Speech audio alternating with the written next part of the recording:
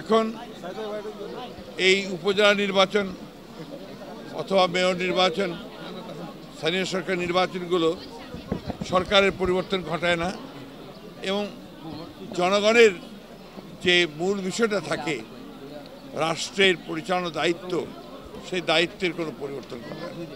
সুতরাং এই নির্বাচনগুলো খুব একটা আপনার মুখ্য ব্যাপার হয়ে দাঁড়ায় না। আর যে নির্বাচন কমিশন এখন আছে, সেই নির্বাচন কমিশনের অধীনে তো জাতীয় সংসদ নির্বাচন হলো।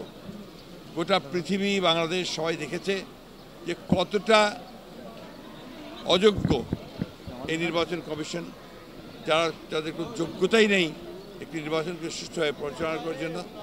তাদের অধীনে নির্বাচন কি হবে এটা নিয়ে আর এখন প্রশ্নের কোনো প্রয়োজন নেই। আপনার এই সংলাপ যদি গতবারের মতো সংলাপ হয়, তাহলে সেই সংলাপ কখনোই অর্থবহ হবে না। আর তাছাড়া সংলাপের এজেন্ডাটা কী? উনি যে সংলাপের কথা বলছেন সেটা এজেন্ডা কী? আমাদের এজেন্ডা তো একটা, এই নির্বাচনকে বাতিল করতে হবে, পুনরায় নিরপেক্ষ সরকার অধীনে নির্বাচন দিতে হবে জনগণের অধিকারকে প্রতিষ্ঠা করার জন্য। এই দাবি বাস্তবায়ন না হলে কি সংলাপে বসবেন না স্যার? এটা নির্ভর করবে তখনকার সময়ের উপরে। জামায়াত ইস্যুতে ডক্টর কামাল হোসেন সাহেবের যে বক্তব্য, সেটা তার বক্তব্য। আমরা এই বিষয়ে আমাদের দলের পক্ষ থেকে আমরা এখনো কোনো আলোচনা করিনি, সিদ্ধান্ত নিইনি। এটা সামগ্রিকভাবে ওনার দলের বক্তব্য। এজেন্ডা পাওয়ার পরে আপনারা কি সংলাপে বসবেন? এজেন্ডা পাওয়ার পরে ইট ডিপেন্ডস। যদি বলতে তো কিছু নেই, উনি কি চাচ্ছেন, কি দরকার, উনি বোঝেন যে না দেশে একটা বড় ক্ষতি হয়ে গেছে, যে এই একটা নির্বাচন যেখানে জনগণকে তার অধিকার প্রয়োগ করতে দেওয়া হয়নি, তাহলে নিঃসন্দেহে তিনি সেই এজেন্ডা জানাবেন যে আমরা এই এজেন্ডা আলোচনা করতে চাই, তখনই আমরা সেই বিষয়ে বিবেচনা করব। এটাও নির্ভর করবে আপনার পুরোপুরি সময়ের উপরে।